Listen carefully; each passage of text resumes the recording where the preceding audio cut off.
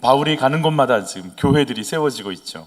첫 번째, 저희가 예전에 들으셨던 말씀 좀 생각을 해보면 경건한 또 이렇게 마게도냐 지방에 들어가서 빌립보에 들어갔는데 그곳에서 자주장사 루디아를 만나죠.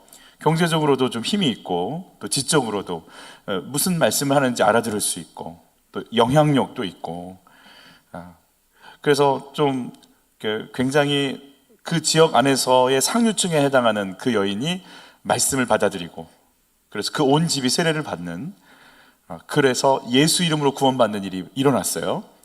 그런데 바로 뒤에 이어서 어떤 여인이 등장했냐면 귀신 들린 여인이 등장했어요. 이 여인은 돌봐주지 않아요. 이용해 먹어요. 돈을 벌기 위해 사람들이 철저하게 이용하는 여자예요. 그 여인의 안전 이런 거 사람들 별로 관심 없고요.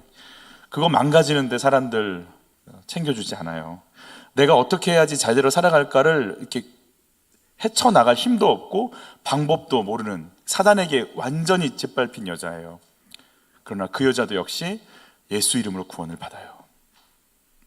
그리고 조금 있다가 그 일로 인해서 감옥에 갇히게 되고, 간수장은 그를 저 깊은 곳에 넣어놓고 관리하면 되는 줄 알았는데 옥문이 열렸는데 나가지 않는 모습 보면서 나는 지금 죄수들이 없어져서 죽으려고 자결하려고 준비했는데 어떻게 당신들은 이런 상황인데도 나가지 않고 그 자리를 지킬 수 있는 그 중심엔, 그 속에는 뭐가 들었길래 그렇게 살 수 있어요? 라고 묻는 그 질문 앞에서 주 예수를 믿으라, 그리하면 너와 너희 집이 구원을 얻으리라 라고 하는, 예수로 구원을 얻는 일이 벌어져요. 빌립보 안에 정말 이렇게 살고 있는 우리 루디아와 그 가족, 그리고 귀신 들린다가 풀어난 여인, 그리고 간수장과 그의 가정, 아마 이렇게 빌립보 교회가 시작을 해서 예배를 드리지 않았나 생각이 들어요. 또 사도행전 오늘 본문 17장에 보면 헬라인과 또 유대인들, 그 중에 적지 않은 귀부인들이 있었다라는 걸 봐선 헬라인, 유대인 만나지 않거든요. 서로 그래요. 그리고 신분의 차이가 있고 남녀의 차이가 있고 귀신 들린 사람, 또 영향력 있는 루디아 같은 여자, 굉장히 다양한 사람들이 교회 공동체 안에 모여 있구나, 이런 생각을 좀 해봐요. 여러분, 교회는 그렇게 진행되고 있어요. 그리고 또 교회가 시작된 곳이 어디냐면 루디아의 집이에요. 그래서 교회가 세워졌다라는 표현도 맞지만 어떤 면에선 교회는 되어져 간다라고, 지어져 간다는 표현이 맞는 것 같아요. 우리 같이 한번 읽어볼까요? 너희도 성령 안에서 하나님이 거하실 처소가 되기 위하여 그리스도 예수 안에서 함께 지어져 가느니라. 우리가 예수님을 머리로 지어져 가고 있는 상황 속에 있는 교회다라는 표현을 쓰는 거죠. 여러분, 이런 교회를 세상 사람들이 봤을 때 어떤 느낌이 들었을 것 같으세요? 놀라는 거죠. 헬라 문화권이잖아요. 힘, 권력, 노예가 있고 주인이 있고, 그리고 한평생 태어나는 종의 어떤 신분의 격차들이 있고, 한평생 태어나서 그렇게 살아가고, 귀족으로 왕족으로 태어나서 그렇게 살아가고, 돈이면 출세할 수 있고, 그런 어떠한 차별로 가득 차 있는 그 도시에, 여러분, 데살로니카 이 지역의 주된 신이 누구냐면 바카스예요. 많이 드셨나요? 바커스, 술의 신이에요. 디오니소스죠. 그러니까 술로 가득한 것을 숭배하는 그런 도시예요. 얼마나 방탕하겠어요. 술이 들어가면 당연히 향락이, 그리고 이 마게도냐 지역을 주관하고 있는 메인 도시이기 때문에 상업, 금융, 예술, 행정, 모든 것이 중심이 되어 있는 도시, 사람들이 몰리는 도시, 그래서 유대인들이 장사하려고 많이 가 있는 도시예요. 그런 곳에 있는 사람, 이제 우리 빌립보고, 여기는 이제 오늘 본문은 데살로니카인데요. 그런 사람, 그런 지역에 있는 사람들이 교회라는 것을 봤을 때 어떨까요? 신분 차별도 없지, 남녀 차별도 깨고 있지. 이게 참 어떤 면에서는 충격이고, 어떤 사람들에게 있어서는 되게 괘씸하게 보이고 위험 요소로 보였어요. 오늘 그 위험 요소로 보는 사람들이 누구냐면 유대인들이 그렇게 봤거든요. 그래서 소동이 일어나요. 여러분, 이 소동이 일어나는 것이 어떤 소동인지 한번 봐야 돼요. 여러분, 교회가 세워지기 위해서는 소동이 일어납니다. 소동, 예수 믿는데 나는 편안한데요, 소동이 안 일어나는데요, 그럼 두 가지예요. 내가 예수쟁이가 아니든지, 아니면 소동을 이미 겪었는데 그거 잘 모르든지. 빛과 어둠이 빛이 어둠 속에 비춰지면 어둠은 떠나는 거예요. 마치 빛을 예전에 그런 적이 있었죠. 이렇게 탁 스위치를 키면 바퀴벌레들이 쫙 도망가듯이 소동이 일어나요. 그 소동의 그 근원이 되는 우리 교회라고 하는 것에 대한 포커스, 예수님께서 교회에 대해서 이렇게 말씀해 주시죠. 같이 읽습니다. 시몬 베드로가 대답하여 이르되 주는 그리스도시요 살아계신 하나님의 아들이시니이다. 자, 신앙 고백이죠. 주는 누구시다고요? 그리스도 구원자시고 예수님은 살아계신 하나님의 아들, 즉 하나님이십니다라는 거죠. 이 신앙 고백을 한 자들에게 뭐라고 하시죠? 같이 읽죠. 예수께서 대답하여 이르시되 바요나 시몬아 내가 복이 있도다. 이를 내게 알게 하니는 혈육이 아니요 하늘에 계신 내 아버지시니라. 또 내가 내게 이르노니 너는 베드로라. 내가 이 반석 위에 내 교회를 세우리니 음부의 권세가 이기지 못하리라 그랬어요. 이 신앙 고백 위에 하나님은 교회를 세우시고 음부의 권세가 주관하지 못하는 하나님의 나라가 임하는 통로로 교회를 쓰시겠다라는 거죠. 여러분, 세종한빛교회 교회입니다. 그러나 여러분 기억하셔야 될 게 있어요. 이 세상의 교회는 딱 하나밖에 없어요. 예수님을 머리로, 성도들은 그의 몸으로, 그리고 성령님은 그 안에서 역사하시고 하늘 아버지께서 이끄시는 유일하신 교회 하나밖에 없어요. 우리가 그냥 여기 있는 게 교회라고 생각하시는 순간 큰일 나는 거예요. 내가 교회가 되어야 되는 거예요. 내가 교회가 되어져서 어디에 있던 무엇을 하든 교회답게 살아가는, 교회로 지어져가는 교회. 예배부인데요, 교회 저 찬양팀인데요, 교회 저 교사예요, 교회 저 식당 봉사하는데요. 맞아요. 근데 그게 교회라고 생각하고 마침표를 찍는 순간 우리는 예배 드리고 이 자리에 앉아 있는 것으로 교회의 모든 걸 끝내려고 그래요.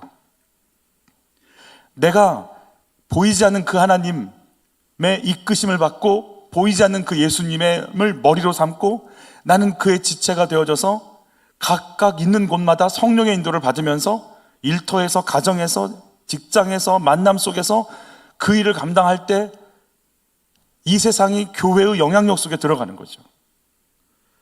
어느 정권 때 믿는 자들이 거의 50%에 육박하는 고위 관료들이, 그런 시절이 있었어요. 한국이 바뀌었느냐? 그런 일 없었어요. 교회가, 신앙생활이 주일날 와서 앉아있다 가는 것이 교회라고 생각하는 순간 교회로 살아갈 힘을 잃어버렸어요. 교회로 살아가야 된다는 생각을 하지 못하는 거죠. 그 유일하신 한 교회가 내가 속한 교회요, 내가 이 지구 하늘 아래에서 그 교회 속에 있는 인생인 것을 아는 은혜가 있길 바라는 거예요. 주님은 내 교회를 세운다고 말씀하셨어요. 내 교회다라고 그랬어요. 내 교회는 음부가 이길 수 없다. 그래서 음부라고 하는 세력이 교회가 세워지는 걸 그렇게 싫어해요. 왜냐하면 자기의 세력을 막을 유일한 방법은 교회이기 때문에 그래요. 교회와 가정을 무너뜨리는 것이 음부의 권세가 활동할 수 있는 가장 능력 있는 길이기 때문에 교회가 교회답게 서는 것을 그렇게 힘들어하는 거예요. 음부의 권세는 그래서 교회가 교회되지 못하도록 흔듭니다. 이 영적인 전쟁이 늘 교회 안에 있다는 것, 그리고 교회가 세상 안에서 교회의 일을 감당하려고 할 때 그렇게 막힌다는 걸 염두에 두고 시작해야 된다라고 우리에게 말씀해 주시는 거죠. 그러면 교회는 어떤 게 교회냐? 신앙 고백한 자들의 모임이 교회인데, 오늘 본문에는요 3절에 이 신앙 고백이 등장하면서 이 신앙 고백을 바울이 회당에서 가르쳐주고 있는 걸 봐요. 이 신앙 고백이 우리도 할 수 있으면 우리가 진짜 교인인 거예요. 같이 읽어볼까요? 뜻을 풀어 그리스도가 해를 받고 죽은 자 가운데서 다시 살아나야 할 것을 증언하고 이르되, 내가 너희에게 전하는 이 예수가 곧 그리스도라 하니, 예수님이 해를 받고 죽으셔야 돼요. 고난과 죽음 그리고 다시 사는 부활이 예수님을 증거하는 주된 메시지가 되어 있는 거죠. 예수께서 죽으셨음을 믿습니다. 왜요? 누구 죄 때문에 죽으신 거예요? 내 죄 때문에 죽으신 거예요. 그러니까 내 죄가 얼마나 큰지 인정이 되세요? 내 죄가 예수를 죽일 만큼의 죄라는 게 인정을 해야 예수를 믿는 것이 생명임을 알아요.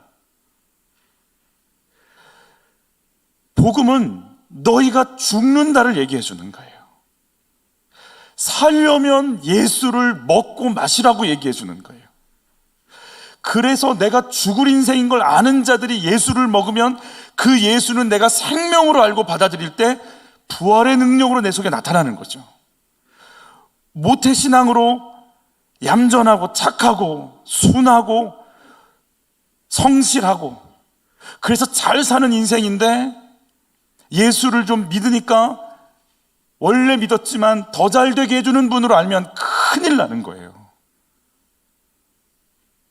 나는 가망이 없고 죽을 인생이었는데, 내 죄로 인해서 하나님도 죽을 판인데 대신 죽어주셔서 영원한 저주 속에 있을 나를 건져주신 유일한 한 분 예수, 그가 내 구주, 예수가 나의 구주, 예수가 나의 생명, 예수가 나의 유일한 그리스도, 이걸 인정하는 자에게 예수는 생명이 되는 거예요. 내가 예수를 생명으로 받아들이는 거예요.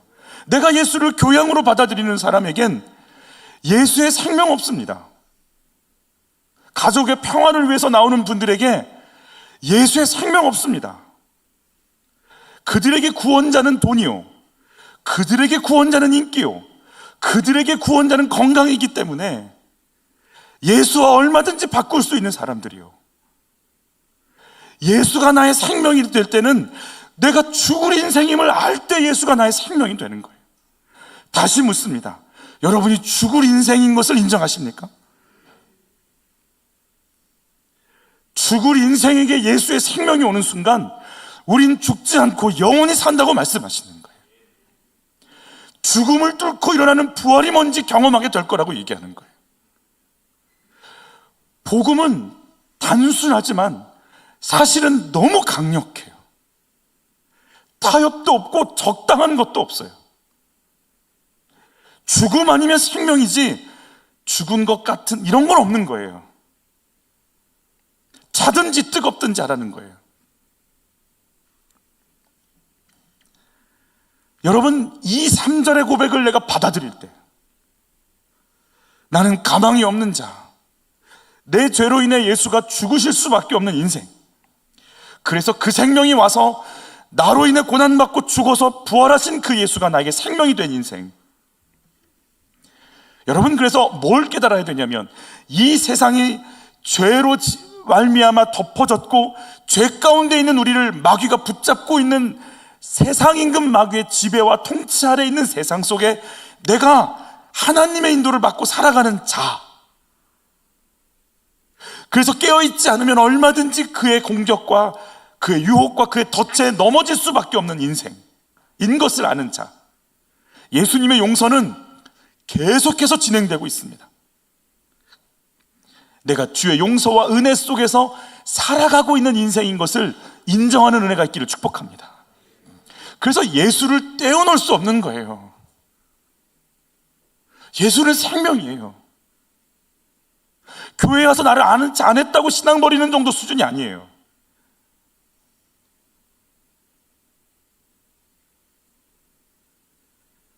예수는 나의 생명, 예수는 나의 구원자, 예수만이 나의 구원자.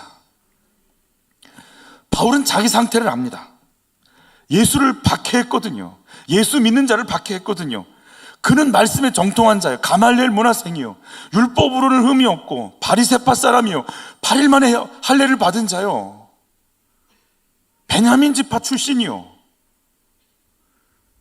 정통한 말씀 속에 거하고 말씀을 암송하고 말씀을 가르칠 수 있는 사람인데, 아무리 말씀을 알아도 예수가 그리스도인 것이 받아들여지지 않고 깨달아지지 않으니까 잡아 죽이러 간 자예요. 다메섹 도상에서 예수를 만나면서 예수가 그리스도, 예수가 하나님인 걸 인정하는 순간 그의 삶은 뒤집어지고 전도자의 삶을 사는 거죠. 여러분, 다시 묻습니다. 우리에게 예수님이 하나님 되십니까?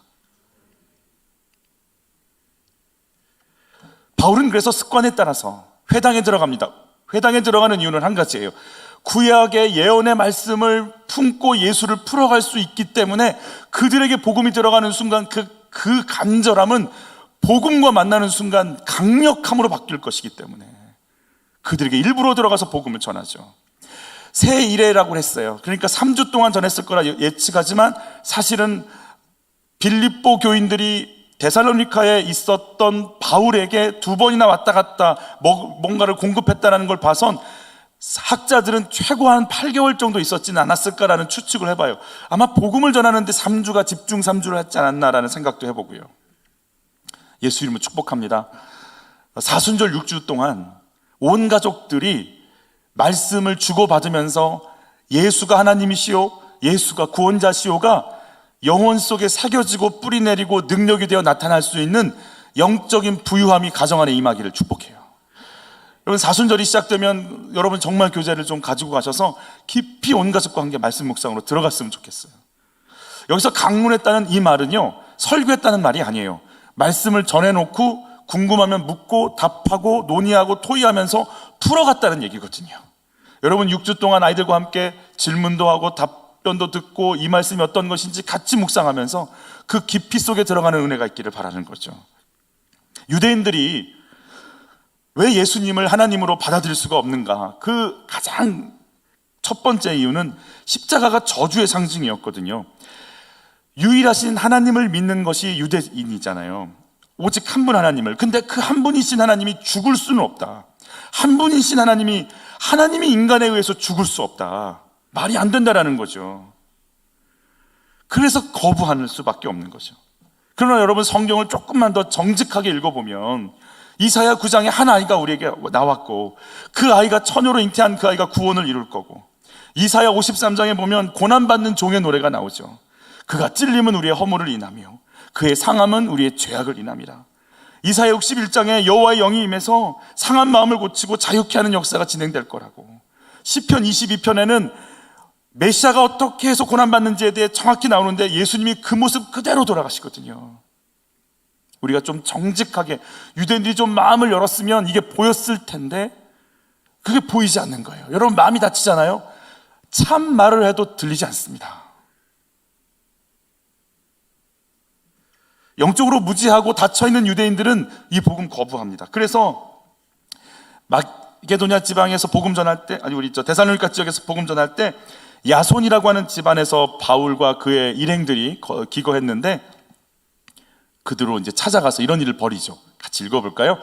그러나 유대인들은 시기하여 저자의 어떤 불량한 사람들을 데리고 때를 지어 성을 소동하게 했다라고 되어 있어요. 루디아처럼 집을 내놓고 복음을 전할 수 있도록 야손도 자기 집을 내놓은 것 같아요. 그래서 야손의 집에 갔더니 이미 바울과 일행들은 피해 있는 상황이 되었던 거죠.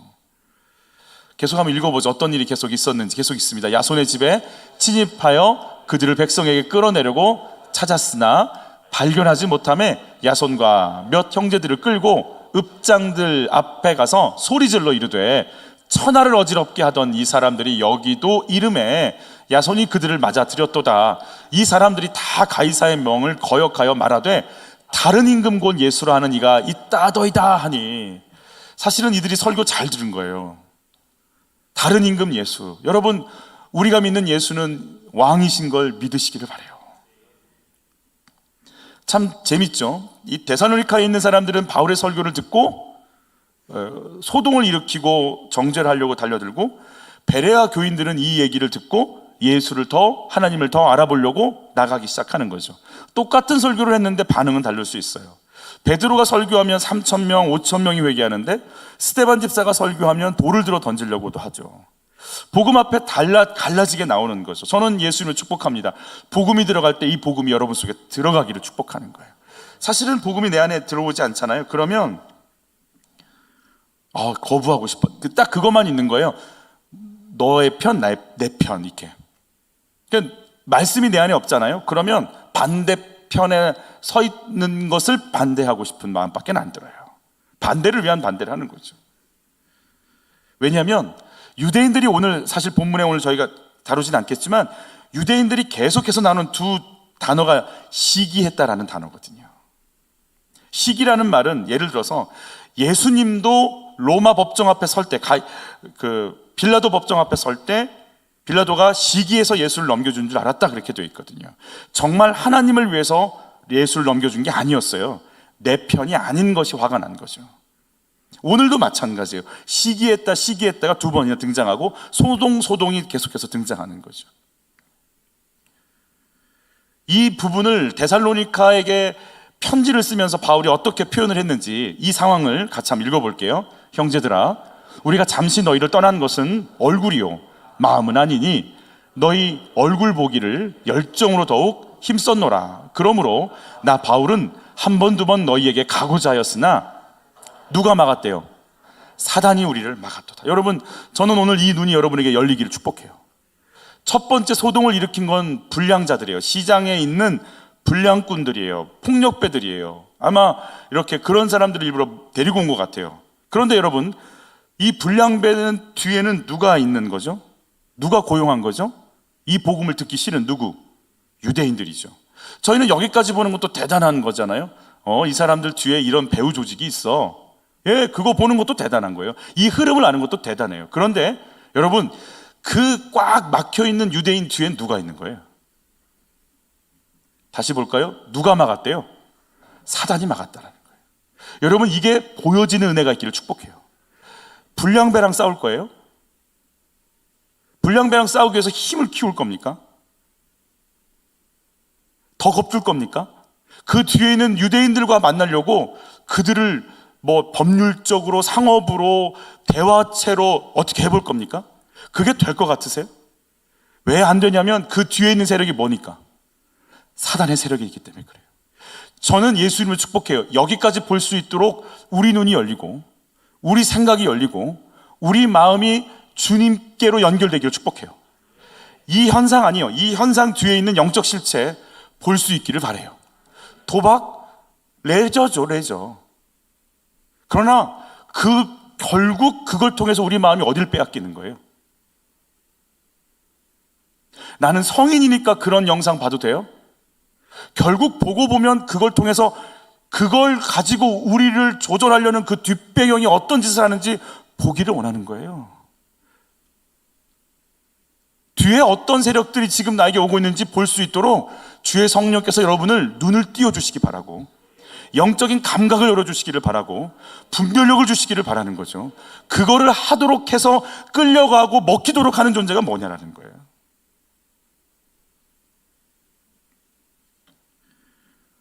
데살로니가 사람들에 있는 유대인들 지독한 사람들입니다. 결국은 데살로니카에 있다가 베레아라는 지역으로 한 80km를 오게 되는데요. 그 떨어진 그곳에 며칠을 걸어가지고 와갖고 다시 또 소동을 벌입니다. 불량배들을 동원시키는 이 사람들의 그 악착스러움, 그 악랄함, 그 폭력적인 마음들 느껴지시나요? 그런 거 있죠. 네가 어딜 가든지 내가 못 쫓아갈 것 같아, 이런 거 있죠. 어디 한번 도망가봐, 그리고 막 거기까지 와서 이사 가면 거기까지 오고 저쪽으로 가면 저기까지 오는 거죠. 이런 거를 대우를 당하면 여러분, 바울의 마음이 어떨까요? 데살로니가 어떠세요? 그러면 어떤 추억이 떠오를까요? 말하지 마세요. 너무 힘들어요. 베레아가 훨씬 좋아요. 이런 마음이 들지 않을까요? 데살로니가 이런 곤욕을 치르고 또 쫓아오고 있는 이 데살로니카의 유대인들을 향해 그 데살로니카라는 지역에 대한 바울의 감정이 어떤지 같이 한번 데살로니가 전서 속에서 찾아볼까요? 우리가 너희 모두로 말미암아 항상 하나님께 감사하며 기도할 때 너희를 감사하며 기도한대요. 너희의 믿음의 역사와 사랑의 수고와 우리 주 예수 그리스도에 대한 소망의 인내를 우리 하나님 아버지 앞에서 끊임없이 기억함이니 그랬어요. 감사하대요. 왜요? 그렇게 난폭한 그 유대인들이 있는 그곳에서 믿음을 지키고 사랑을 지키고 소망과 인내로 서서 교회를 지키는 너희들이 너무 고맙다라는 거예요. 그 교회를 무너뜨리려고 하는 사단의 세력들이 득실되고 있는 그 속에서 데살로니가 교회를 지키기 위해 견디고 있는 너희들이 너무 감사하다라는 거예요. 저는 가끔씩 성도님들의 기도 제목을 드려요. 저 솔직한 마음으로 만약에 내가 저 상황이라면 난 어떨까 생각하는데 좀 죄송해요. 생각하기도 참 힘들어요. 그런데 그분들이 하시는 말씀이에요. 목사님 기도하려고요. 목사님 더 하나님께 엎드리려고요. 목사님 내 상태를 더 보려고요. 제가 하나님께 더 엎드리려고요. 제가요, 그런 위협, 그런 아픔, 그런 공격을 받으면 믿음을 놓으려고요. 교회를 못 나갈 것 같아요. 기도가 안 돼요. 하나님 살아계신 거 맞나요? 이렇게 나올 것 같은데 어떻게 저렇게 얘기를 하시지? 제가 어떤 마음이 드냐면 감사해요. 그 믿음을 지켜주셔서. 이 상황인데 믿음을 포기하지 않고 견디고 계셔서 제가 그냥 고개가 숙여져요. 솔직히 말해서 앞에서 이렇게 설교하니까 그렇지 저보다 믿음 훨씬 좋으신 것 같아요. 하나님이 볼 때 이렇게 하니까 뭐 있는 것 같지, 하나님 볼 때 저는 그분이 더 큰 분 같아요. 제가 고개가 숙여져요. 데살로니가 교인들을 보면서 바울은 고마워, 감사해, 어떻게 그 속에서 견뎌, 나 3주밖에 복음 안 전했는데.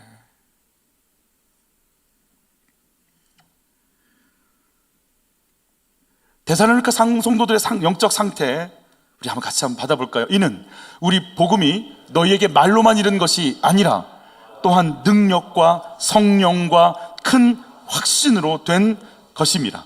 우리가 너희 가운데 너희를 위하여 어떤 사람이 된 것은 너희가 아는 바와 같으니라. 내가 말로 인해서 너희들이 이렇게 신앙생활 하는 거 아니야. 목회자가 설교했다고 신앙생활 하는 거 아니야. 너희 속엔 능력이 있어. 성령께서 역사하셔서 큰 확신, 믿음을 주셨기 때문에 지금 그걸 뚫고 너희가 거기 견디고 든든히 데살로니가 교회를 세우고 있는 거야. 하나님이 하시는 거야. 목회자의 설교 아닙니다. 그 속에서 역사하시는 하나님이 여러분을 붙잡기를 축복하는 것이죠. 여러분, 성령께서 역사하시지 않으면 우리의 믿음 그냥 사라집니다. 성령께서 조명해 주시지 않으면 우리 믿음 머리로는 알겠는데 행할 능력 없습니다. 능력이 나타나지 않습니다. 담대함 나타나지 않습니다. 저는 성령께서 이것을 여러분들에게 오늘 말씀을 듣는 가운데 부어주시기를 예수로 축복하는 거예요. 진짜 이렇게 해야 되는데 라고 했는데 머리는 그런데 몸은 따로 움직이는 중풍병 환자들처럼 살아가는 우리들에게 생각한 그대로 움직일 수 있고 섬길 수 있고 쫓을 수 있고 기도해 줄 수 있고 품어줄 수 있고 용서해 줄 수 있는 능력이, 확신이, 성령의 능력이 임하기를 바라는 거예요. 요한nes 웨슬레가 영국에서 좋은 학교에 나왔고 선교사로 결단하고 미국에 갔어요. 그러나 그의 마음속엔 성령의 체험, 이 능력이 없었기 때문에 머리로는 알고는 있었어요. 그러니까 선교사로 간 것 아니겠어요? 선교에서 열매를 얻질 못했어요. 늘 뭔가 답답하고 구원에 대해서 뭔가 얘기할 수 없고 내가 목회자니까라고 하는 그것을 어떻게 넘어가 보려고 했는데 그의 모든 영적 상태가 다 드러나는 일이 벌어졌어요. 미국에서 영국으로 가는 배 안에서 폭풍이 치는데요, 태풍이 불어서 배가 막 뒤집어지려고 하는데요, 다 죽겠다고 하는데 자기에게 뭐가 오냐면 두려움이 많은 거예요. 죽을 것 같다. 그런데요, 선교를 위해서 갔던 선교사가 가슴속에 뭐가 오냐면 나 죽으면 어떡하지? 이대로 죽으면 어떡하지? 여러분, 그럴 때가 있어요. 내가 한수집사고 내가 장로님이고 내가 권사인데 몇 년을 일했는데 의사 선생님이 이러면요, 어떨 때는요, 그래요, 천국 알아요, 영원한 생명 알아요, 부활 알아요, 부르심 알아요, 믿음 알아요, 거듭남 알아요. 그런데 힘들어요. 아마 저도 이런 얘기를 들으면 어떨지 모르겠어요. 정말 믿음이 있나 내가 정말 영원한 대한 생명이, 영원한 영생에 대한 믿음이 있나? 요한nes 웨슬레가요 거기서 자기를 보는 거예요. 나 왜 이러지? 이게 난가? 그런데 배 한켠에서요 고요하게 편하게 한 무리가 기도를 하는데요, 태풍과 상관없이 죽음과 상관없이 찬양하고 기도하는 그들에게 보고 자기 믿음이 전문 신학 용어로 뽀록이 나는 거죠. 라틴어인가?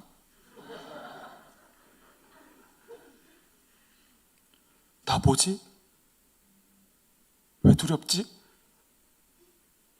이게 뭐지? 가짜 아니야? 그들의 영적 상태 다시 한번 볼까요? 이러므로 우리가 하나님께 끊임없이 감사함은 너희가 우리에게 들은 바 하나님의 말씀을 받을 때에 사람의 말로 받지 아니하고 하나님의 말씀으로 받음이니 진실로 그러하도다. 이 말씀이 또한 너희 믿는 자 가운데서 역사하느니라. 하나님의 말씀으로 받는 은혜가 있기를 바라요. 여러분, 말씀은 내 발의 등이요 내 길의 빛이라고 그랬어요. 말씀이 그래서 왜 신구약 중간기의 400년을 암흑기라고 하냐면 말씀을 전할 선지자가 없기 때문에 빛이 없다라는 거예요. 말씀이 없어서. 여러분, 말씀은 빛입니다. 여러분, 빛이 들어오는 순간에 내 상태 다 드러납니다. 내가 얼마나 옹졸한지, 내가 얼마나 패역한지, 내가 얼마나 교만한지, 내가 얼마나 자기 자랑으로 가득 차 있는 인생인지 말씀은 비춥니다. 그래서 말씀 들어오면 괴롭습니다. 어지러져 있는 거 어두울 때는 안 보이는데 불 다 켜는 순간 수건이, 빨래가, 밥 남은 것들이, 그릇이, 냄새, 그냥 그게 한눈에 보이는 거예요. 견딜 수 없는 거예요. 여러분, 말씀이 빛이 되어 들어가시기를 바라는 거예요. 내 상태가 말씀 앞에 정확하게 투해져 나오기를 바라는 거예요.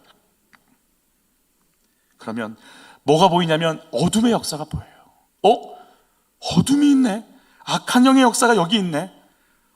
이런 세력이 여기 있었네. 여러분, 이게 보이기를 바라요. 여러분, 약한 세력의 역사를 딱 보는 순간요, 우리가 뭐 하고 싶냐면 기도하고 싶어져요. 묘한 게 나오는데요, 영적인 것은요 영적인 걸로 가야 된다고 하는 소원이 우리 속에 올라와요. 저는 이것들과의 영적 대결을 할 수 있도록 우리 심령이 깨어있기를 바라요. 머리 쓰는 거 아니에요. 불량배랑 머리 쓸 거예요? 유대인하고 타협할 거예요? 안 된다니까요. 뒤에 있는 그 세력은 끊임없이 덮친다니까요. 마게도냐에 여러분, 빌립보에 갔어요. 빌립보에서 소동이 났어요. 마게도냐 왔어요. 아니죠, 데살로니카 왔어요. 데살로니카에 소동이 나요. 베레아로 갑니다. 베레아에서 소동 납니다. 또 갑니다. 또 가면 또 소동 이건 안 됩니다. 그 세력은 변함이 없습니다. 그 세력과의 전쟁입니다. 우리 한번 같이 이 말씀 읽어볼까요? 또 죽은 자들 가운데서 다시 살리신 그의 아들이 하늘로부터 강림하실 것을 너희가 어떻게 기다리는지를 말하니 이는 장래의 노하심에서 우리를 건지시는 예수시니라. 뭘 기다리냐면 장래에 나를 건져내실, 승천해서 모든 걸 심판해서 깨끗하게 모든 걸 정리해버리실 예수를 기다리면서 이 길을 간다는 거예요. 여러분, 우리 신앙의 목표는 예수 만나는 거예요. 저 멀리 배던 나의 시온성, 내 거룩한 곳 아버지 집 갈 때까지, 나 필그림으로 하나님 나라 갈 때까지 이 걸음 멈추지 않겠다라는 거예요. 그분 만날 때까지. 여러분, 우리의 영혼까지 볼 수 있는 눈이 열리기를 축복해요. 그냥 여기가 아니에요. 영혼까지 볼 수 있도록. 내가 알고 있다. 네가 뭘 당했는지 알고 있다. 네가 어떤 계획이 있는지 알고 있다. 나는 너를 보고 있다고 기필코 갚아주시겠다는 그 예수 만날 소망으로 살아간다면 우리가 이 문제를 어떻게 해결할 거냐는 거예요. 데살로니카 3주간 복음 전했던 이 도시, 믿음의 본이 됐다고 그랬어요. 아가야의 모든 믿는 자의 본이 됐다고 그랬어요. 정말 이것밖에 안 해서 어떡하나 했는데 하나님은요, 바울의 말을 하나님의 말씀으로 듣게 하셔서 분별하게 하시고 예수를 기다리는 사람으로 바꿔놓으셨어요. 하나님이 일하십니다. 우리 옆에 분과 인사하시죠. 하나님이 일하십니다. 여러분, 그러면 갔던 베레아는 어땠을까요? 우리 베레아의 상태를 한번 볼까요? 같이 읽죠. 밤에 형제들이 곧 바울과 실라를 베레아로 보내니 그들이 이르러 유대인의 회당에 들어가니라. 베레아에 있는 사람들은 데살로니카에 있는 사람들보다 더 뭐하죠? 너그러워서 간절한 마음으로 말씀을 받고 이것이 그러한가 하여 날마다 성경을 상고함으로 그랬어요. 날마다 성경을 묵상했고 살펴봤대요. 여러분, 제가 뜬금없는 얘기 하나 해볼게요. 여러분, 이단과 정통교회가 어떻게 다를까요? 너무 다르죠. 그걸 어떻게 표현하겠어요? 이단은 잘못된 교리를 가르치고 정통교회는 제대로 된 교리를 가르치겠죠. 근데 그 다음부터 이제 뭐가 틀려지는데요. 이단은요, 잘못된 교리를 너무 잘 가르쳐줘요. 순간 아멘이 나올 뻔했어요. 정통교회는요, 제대로 된 교리를요, 혹시나 와서 질문할까봐, 혹시나 말씀을 더 깊이 알까봐. 정말 10년, 20년, 30년을 믿어도 구원에 대해서 말하기 힘들고, 선교에 대해서 말하기 힘들고, 영접기도 하나 제대로 하기 힘들고, 교회가 뭔지 말하기 힘들고, 내가 왜 아이들을 신앙으로 교육시켜야 되는지 정리 아직 안 돼 있고, 행여 바른 신앙 생활을 할까봐 이런 건가? 제가 여기에 대해서 정말 이렇게 힘들어요. 이거 누구 잘못인가?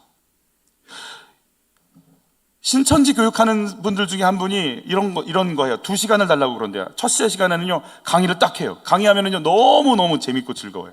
그 두 번째 시간이 딱 들어가면 이렇게 얘기해요. 방금 했던 앞에 강의가 신천지 1강이에요. 막 소름이 찬물을 끼얹은 듯 쫙 조용한 거예요. 너무 재밌고 즐거워요. 어쩜 그렇게 즐겁게 잘 가르치지? 그럼 교회에서는 왜 이럴까요? 그냥 말씀 듣기가 쉽지 않아요. 그 1시간 설교 듣는데 눈을 떠야 된다는 강한 그 사명감을 가지고 오잖아요, 우리가. 그 누구 잘못일까? 물론 재우고 있는 제 잘못도 있겠죠. 불면증 때문에 힘들어 하실까봐 그런 깊은 안목이 있는 건가요, 목회자들에게? 여러분, 정말 우리가 말씀을 상고할까요? 정말 말씀을 우리가 알까요? 여러분, 이 말씀은 정말 잘 살펴봐야 돼요. 왜냐하면 영원한 미래를 이 말씀에 맡겨야 되니까. 내 인생 존재 전부를 여기 맡겨야 되는 거니까. 아니, 애시당초 맡길 마음이 없는 분도 있어요. 난 치고 빠진다.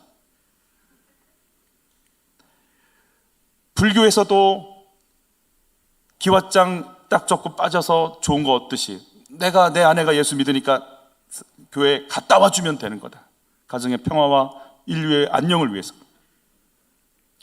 그런 거기 뭘 알 필요도 없고 그런 건가요? 우리는 지금 그렇게 예수를 믿나요?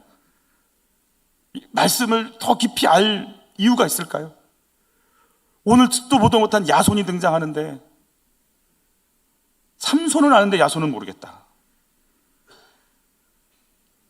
이런 건가요? 그렇죠. 여러분, 정말 예수님이 죽으셨다는 건 알아요. 근데 문제는 예수님은 죽었는데 나도 함께 죽은 것까지는 인정 못해요. 내가 왜 죽어? 그게 뭔 말인지 몰라요. 예수는 죽는 거 인정하는데 내가 같이 죽었다는 거 인정하는 분 많지 않아요. 그래서 예수가 살 때 내가 살았다라는 거 인정하는 것이 그렇게 어려워요. 그게 뭔지 몰라요.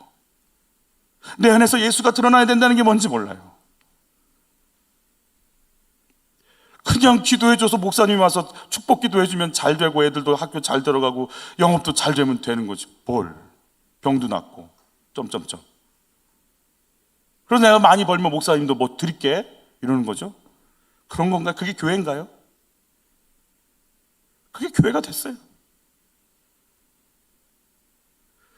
여러분, 내가 부활한다는 거 믿으세요? 진짜 믿으세요? 내가 죽음을 뚫고 일어난다는 거 믿으세요? 내가 영원한 삶을 산다는 거 믿으세요? 그 생각만 1분만 2분만 더 해봐도요, 지금 삶의 방향이 확 바뀌어버려요. 여러분, 하나님 앞에 설 준비 우리가 돼 있을까요? 이단들은요, 내일 예수님 올 것처럼 전도해요. 예수님 곧 오실 것 같아요. 우리는요, 예수님 절대 안 오실 걸 믿어요. 나 영등 다 탈 때까지 안 오셔야 돼. 지금 부은 게 얼만데. 그건 받고 가야지. 왜 아멘이 자꾸 나오려고 그러지? 베레아 사람들의 영적 상태를 공동번역으로 한번 읽어볼게요. 그곳 유다인들은 데살로니가 유다인들보다 마음이 뭐한 사람? 트인 사람들이요. 트이시기를 바라요. 말씀을 열심히 받아들이고 바울로의 말이 사실인지 알아보려고 날마다 성서를 연구하였다라는 거예요. 여러분, 정말 의심해 봐야 돼요. 말씀을 의심하라는 게 아니라 여기저기 살펴보라고요. 이게 맞는지, 진짜 내 인생 걸어도 되는지 면밀히 좀 보라고요. 봐야 돼요. 신학생 시절에 그런 뭐 이렇게 좀 별로 이렇게 유쾌한 얘기는 아니지만 목사로 들어갔다가 2학년이 되면 전도사가 되고 3학년이 되면 장로님이 되고 4학년이 되면 서리집사가 돼서 나온다, 이런 귀한 말이 있어요. 어떤 의미인지는 아시겠죠? 믿음이 활활 타오르는 게 아니라 지적인 것을 공부하다 보니까 그렇게 된다는 얘기를 해요. 신학생 시절에 이제 비교 종교학도 배우고 뭣도 하면서 그 어린아이가 뭘 알겠어요. 그래서 그냥 고민이 되는 거죠. 미국 사람들이 전해준 종교를 믿어야 되나? 그냥 산속에 들어가서 이렇게 자연과 함께 있는 게 더 멋스럽게 보이고, 내려와 보면 막 기도원에서 북을 치는데 안 고상한 것처럼 보이잖아요.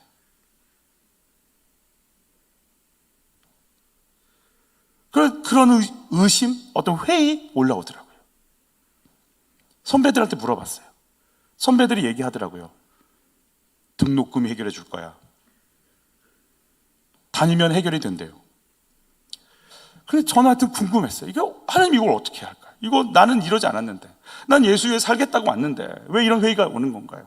그리고 좀 하나님 앞에 좀 정직하게 좀 얘기하는 시간들을 좀 가져봤어요. 그런데 한 가지가 의심이 안 되는 거예요. 내 안에 성령이 계신 게 의심이 안 돼요. 내 안에 그분이 계신 게 너무 믿어져요. 이걸 부인할 수가 없어요. 그분이 내 안에 계신 걸 내가 어떻게 부인하냐고요. 여러분, 한 가지 물어보죠.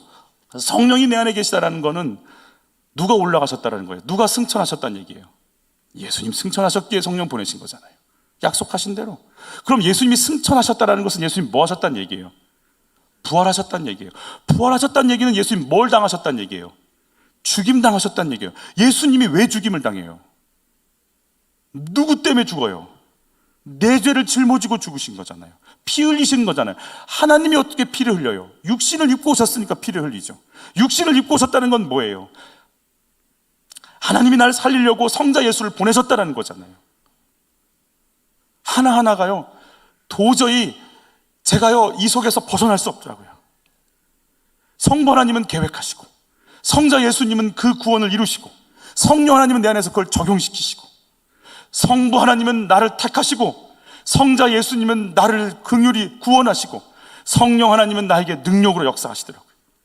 이 삼위일체가요 제 속에 깨달아지기 시작하는데요, 제가요 학교에서요 춤을 췄어요. 이 몸을 가지고. 그때는 좀 얇았어요. 운동장에서, 복도에서, 기숙사에서 삼위일체 내가 삼위 하나님 안에 갇혀있다. 하나님 나 사랑하신다. 예수님 나와 함께 하신다. 성령님 나를 인도하신다. 나는 그 삼위 하나님 속에 들어있다. 무슨 일, 무슨 사건, 누구를 만나도 하나님의 계획이다. 예수님의 구원이다. 성령님의 인도다. 삼위 하나님의 계획 속에 내 인생은 들어가 있다. 오죽했으면 그때 메일 아이디를 삼위일체로 적었을 거예요. 제가 뭐든지 삼위일체, 하나님의 완벽한 구원 계획 속에 내가 들어가 있다. 여러분, 이 구원에 대해서, 이 말씀에 대해서 의심하라는 게 아니라 진짜 한번 정직하게, 맞나요? 진짜인가요? 내 인생을 바쳐도 되나요? 나 죽어도 내 인생 여기 드려도 되나요? 라고 하나님 앞에 좀 정직하게, 이 말씀이 그 말씀인가 하고 베레아 사람들처럼 그분 앞에 좀 서봐야 되는 거 아니에요? 그냥 주일날 오는 게 익숙해져서 앉아있다가 가고, 의심하면 믿으랬잖아, 이 말 때문에 의심하면 벌 받을까봐 안 그래요. 하나님 앞에 정직하게 나가랬잖아요. 이건 뭐냐고 따져보고 물어보고 괴로워해 보셔야 되는 거 아니에요? 그때 주시는 하나님의 말씀의 조명이 내 영혼을 영원까지 입고 가는 능력이 될 걸 믿어요. 주여, 내가 정말 죽었나요? 내가 정말 부활을 믿나요? 내 안에 성령님 계신가요? 나는 다시 오실 예수 만날 준비가 돼 있을까요? 정직하게 한번 주님께 물어봐야 되는 거 아니에요?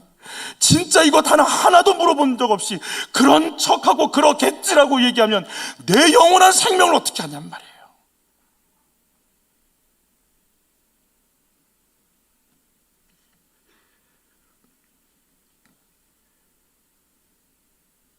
주일날 오는 것이 예배 드리는 거라고 생각하신다면 여기서 내가 다 멈춰질지 몰라요. 그러나 상고할 수 있는 은혜, 말씀을 묵상할 수 있는 은혜가 여러분에게 임하길 축복해요. 곰곰이 묵상하고 괴로워하고 정말 이 말씀이 나에게 살아있기를 원한다고 몸부림쳐보는 은혜가 있기를. 계속해서 한번 이제 본문에 좀 돌아와서 같이 읽어보죠. 그 중에 믿는 사람, 여기 베레아입니다. 또 헬라의 귀부인과 남자가 적지 아니한. 데살로니카에 있는 유대인들은 바울이 하나님의 말씀을 베레아에서도 전하는 줄을 알고 거기도 가서 무리를 움직여 소동하게 하거늘. 변함없다니까요. 장소 바뀌고 사람 바뀐다? 아니요. 복음을 가로막는 실체는 변함없이 방해해요. 어딜 가든 상관없어요. 시간, 역사? 아니요. 동일해요. 자본주의에는 공산주의만 복음을 핍박하나요? 자본주의는 복음을 핍박하지 않나요? 어느 나라에서도 이 땅의 정치 제도로서는 복음 받아들이지 않습니다. 예수님 기자들이 그랬어요. 원수들이 가라지를 뿌렸나이다. 예수님 그러시죠. 냈더라. 마지막 날에 내가 다 뽑을 거다. 가라지 뽑다가 알곡이 다칠까 두렵다. 그냥 내버려 두시는 중이에요. 결국은 아덴까지 다시 갑니다. 아테네, 우리가 알고 있는 아테네입니다. 여러분, 사람들이 봤을 때 빌립보에서 쫓겨났고 데살로니카에서 쫓겨났고 베레아에서 쫓겨났고 지금 누가 승기를 잡고 추격하고 주도하고 있는 것처럼 보이냐면 유대인들이 그렇게 하는 것처럼 보이지만 사실은요, 그 속에서요, 하나님이 그거 다 보고 계시면서요, 오히려 빌립보에서도 복음 전하게 하시고 데살로니카에도 복음 전하게 하시고 베레아에서도 복음 전하게 하시고 아덴에서도 복음 전하게끔 오히려 주님은 복음을 열고 계세요. 여러분, 이 은혜가 있기를 바라요. 쫓긴 것 같고 밀린 것 같고 상한 것 같고 도망간 것 같고 아니요, 주님은 주님의 일 그대로 하세요. 마귀는요, 예수님 십자가에 못 박아놓고 이긴 줄 알았어요. 자기가 승기를 잡은 줄 알았어요. 십자가에 못 박고 보니까 사망 권세 깨졌고 내가 잡고 있는 사람들은 예수와 만남으로 인해서 내 말 듣지 않고 예수의 말을 듣는 부활의 사람들이 됐고 내 모든 걸 잃어버린 속은 자가 되어버렸어요. 속기도 하고 속이기도 하고 속기도 하는 자가 되는 거예요. 그게 마귀의 특징이에요. 자기가 이긴 줄 알지만 결국은 속아. 주님은 그 위에 계셔서 보고 계시니까. 마귀가 방해했다고요? 아니요. 그걸 통해 복음은 더 열리고 있는 중이에요. 저는 마지막에 사실은 사도행전의 설교를 계속 진행하면서 사실은 조금 이렇게 힘든 게 있었어요. 사도행전은 되게 쉬울 줄 알았어요. 얘기가 많이 나와서. 그런데 저한테 그런 의문이 오는 거예요. 바울은 빌립보에서 막히면 데살로니카로 가고 데살로니카에서 막히면 베레아로 가고 베레아에서 막히면 아덴으로 가고, 저는 요만큼만 여기서 막히면 기도도 안 되고 말씀도 막히고 움직이기도 싫고 제가요 너무 비교가 되는 거예요. 비교하지 않아야 되지만 난 뭔가 바울과 나는 달라도 너무 다르다. 나는 누가 이만한 말하면 죽을 것 같고, 난 뭔가 그 혈기, 그 폭력배들의 그 억압을 당하고 매를 맞아도 왜 그는 이렇게 이 길을 갈까? 그래서 그냥 한번 찾아봤어요. 이게 지금 바울이 다메섹 도상에서 예수님을 만났을 때 3번의 간증을 하는데 맨 마지막에 있는 26장에 아그리빠 왕에서 했던 자기 간증의 내용인데 한번 같이 읽어봐요. 내가 대답하되 주님 누구시니까? 주께서 이르시되 나는 내가 박해하는 예수라. 일어나 너의 발로 서라.